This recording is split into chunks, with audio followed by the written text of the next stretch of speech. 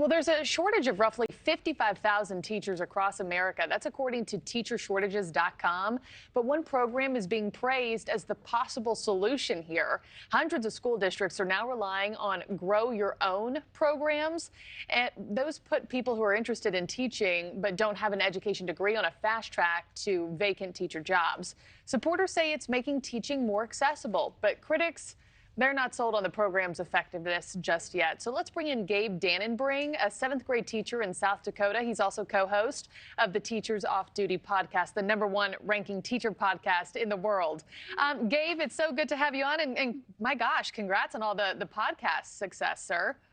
Hey, thank you. You know, it's one of those things that you never know what tomorrow brings you. And it turns out people love hearing stories about what it's like being a teacher. Yeah, well, especially this day and age. And we know all the trials and tribulations that you certainly face in the classroom on a day-to-day basis. I know by the spring of 2022, 900 school districts were using this program, this Grow Your Own. Let's first just explain to viewers how the program works.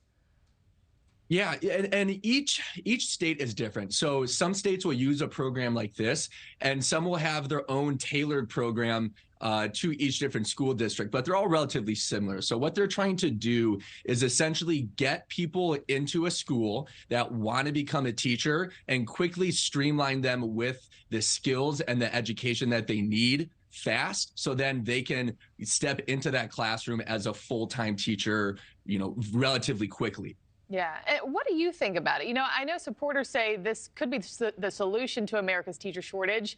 Do you agree with that? Is this a long-term fix, or is this just a necessary Band-Aid in the interim? Yeah, when I think of, is it a solution?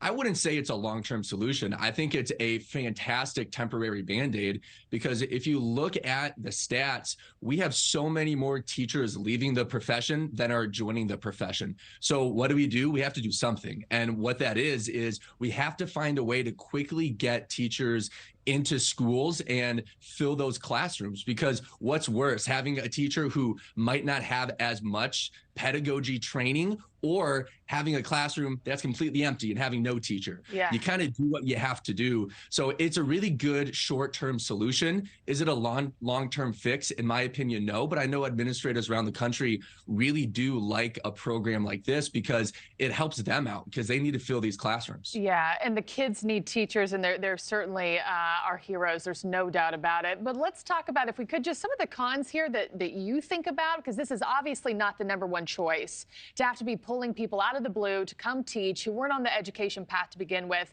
So what downsides do you see to lowering the standards for teachers, particularly when it comes to the students?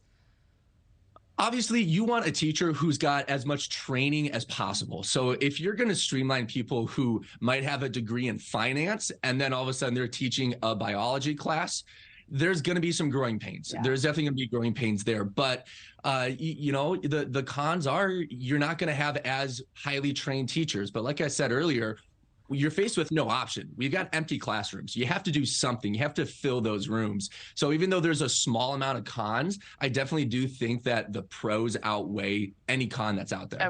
Okay, good to know. And while I still have you, you know, we all know teacher pay is just awful. I think it's criminal that our country's teachers have to work multiple jobs just to make ends meet.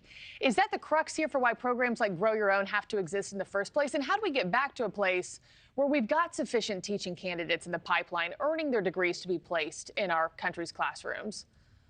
Yeah, teacher pay is such a multifaceted issue. But when you look at people who, let's say they want to make a career change, and all of a sudden they say, hey, I don't want to be a financial advisor anymore. I want to be a teacher. In the past, what's had to happen is they'll go from making, you know, let's say $80,000 to $90,000 or $80,000 to $90,000 a year, to all of a sudden saying, hey, let's make a career change. And they're faced with roadblocks of, wait, I have to go to school for 4 more years to take these classes, and I'm going to be making $45,000 initially. Yeah. Any person with common sense is going to say, hey, I'm not going to do this. So what a lot of policies have done to education is make it so it's incredibly difficult to bring in new blood into the state of education. So the more new blood we can bring in, the better. Yeah, because we need circulation here, Gabe. We need it flowing. Thank goodness for people like you, though. Thank you for your time and your insights this morning. Gabe Dannenbring, we do appreciate it. Thank you for watching. Go to newsnationnow.com to find NewsNation on your television provider. And don't forget to click the red subscribe button below to get more of NewsNation's fact-driven, unbiased coverage.